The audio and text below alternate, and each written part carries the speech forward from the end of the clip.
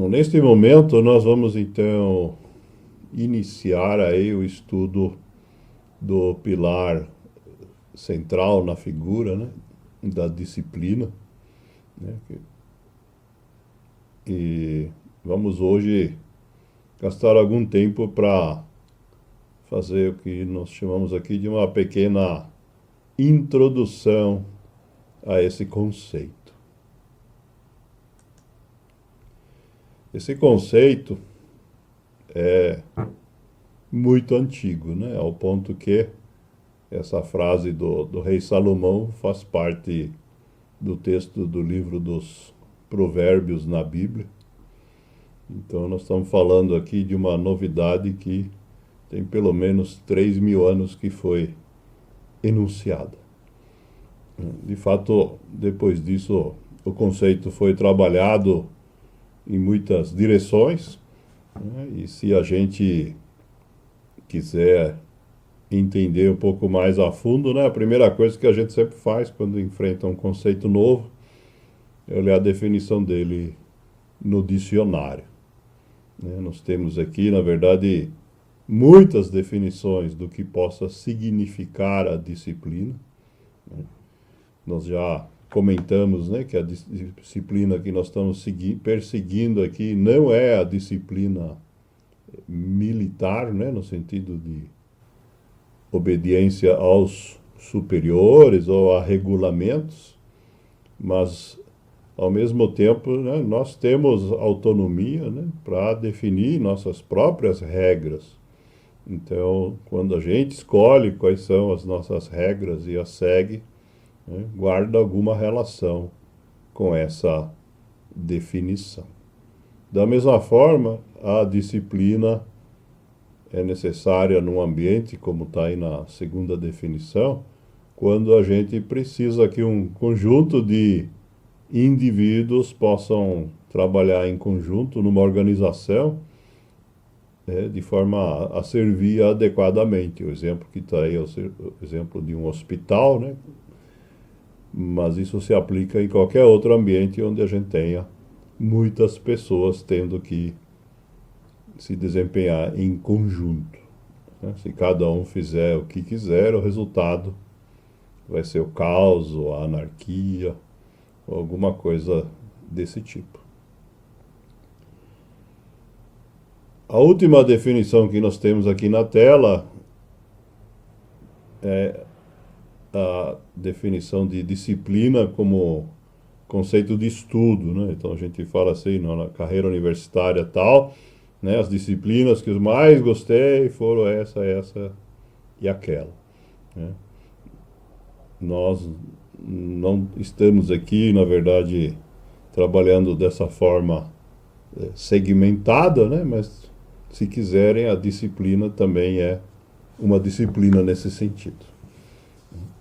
O que nós vamos fazer agora, então, é ver como que esse conceito foi sendo trabalhado aí ao longo do tempo por diversos pensadores, né, para que a gente não fique apenas com a definição do dicionário.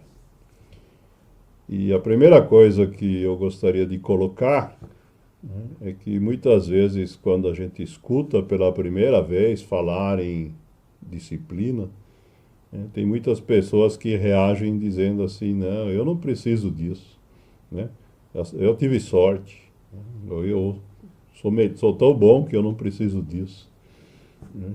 É por isso que nós escolhemos aqui talvez o exemplo aí de modelo mais bem sucedida na história do nosso país, né? A Gisele Bündchen. Hoje vive, na verdade, algo que para muitos parece um conto de fadas, né? Mas ela nos alerta que a vida pode ser mágica, mas para chegar lá é necessário esforço, foco, paciência, compaixão, determinação e disciplina. Então, se a Gisele Bündchen precisa disso tudo, certamente nós também precisamos. Outra frase de origem desconhecida nos lembra que se nós desejamos que aconteçam coisas boas para a gente, então nós devemos nos empenhar para conseguir. Porque, como diz o ditado popular, dinheiro não cresce em árvore e não cai no colo da gente. E as outras coisas boas que nós gostaríamos de ter, geralmente têm um comportamento muito semelhante. Se a gente ficar apenas esperando, não vem na quantidade que a gente deseja. Outra questão importante, né, o Sêneca, já citamos ele várias vezes, né, filósofo da época do Império Romano, diz que o trabalho espanta os vícios que derivam do ócio. Essa frase está talvez na origem aí de uma avaliação moralista das adicções, mas ao mesmo tempo nos lembra que a disciplina é uma ferramenta para a gente escapar delas.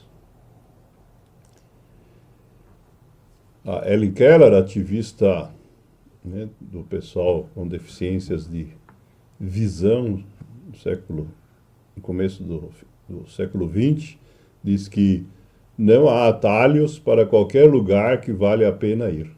Isto é, não existe solução mágica para a gente aterrissar naquele lugar que nós gostaríamos de estar. Precisamos de percorrer um caminho. E muitas vezes, quando a gente coloca isso para as pessoas, né, outra objeção que a gente escuta, as pessoas dizem assim, olha, me falta motivação para fazer isso.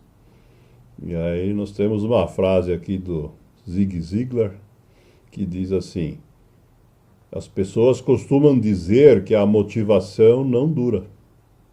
E ele nos lembra que nem o efeito do banho dura. Por isso é necessário tomar banho todos os dias. Analogamente, se a motivação não dura, é preciso fazer alguma coisa diariamente. E essa alguma coisa, ele sugere que seja a nossa disciplina. Isto é, quando a gente não tiver ação por motivação, que tenhamos a ação porque nós somos disciplinados, porque a gente se combinou com a gente mesmo de que vai fazer de qualquer forma.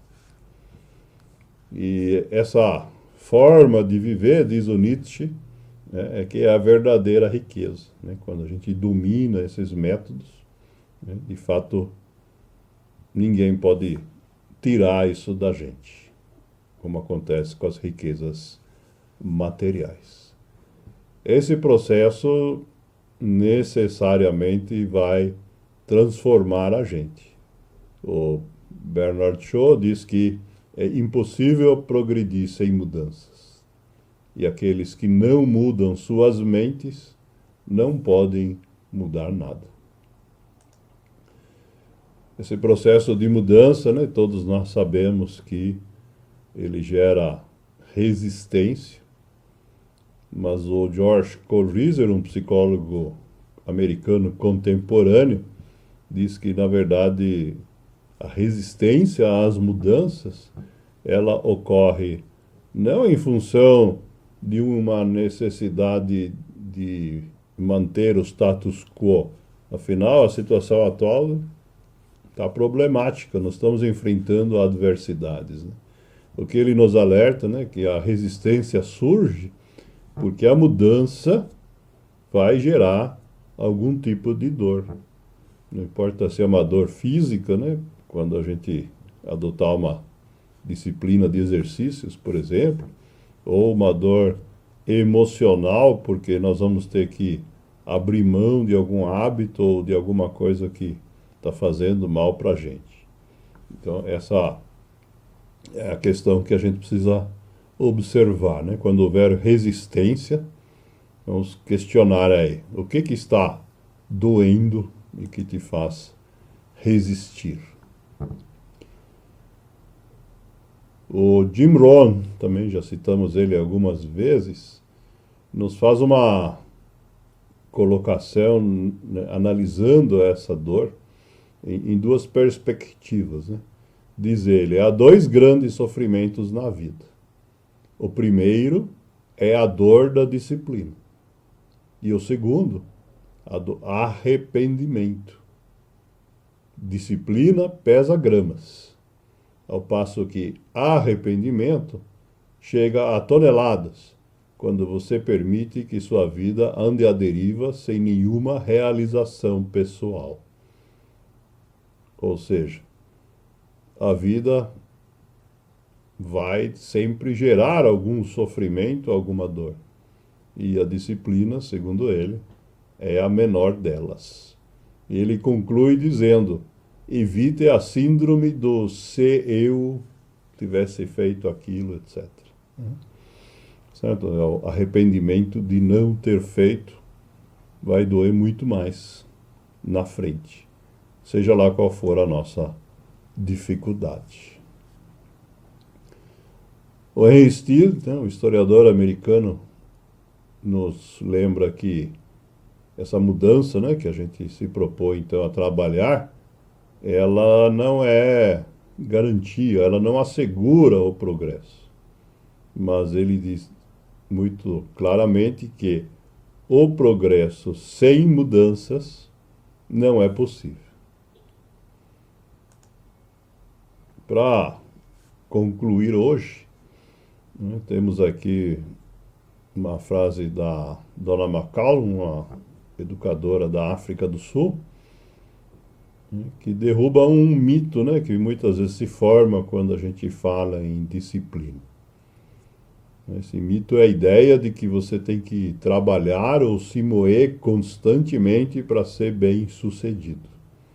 Ela nos lembra que repouso, recuperação e reflexão são partes essenciais do progresso em direção a uma vida bem-sucedida e de final feliz. Isto é, disciplina não quer dizer a gente ficar trabalhando de forma ininterrupta, deixar de dormir, deixar de pensar no que estamos fazendo e deixar de ter momentos onde a gente possa recuperar as nossas forças.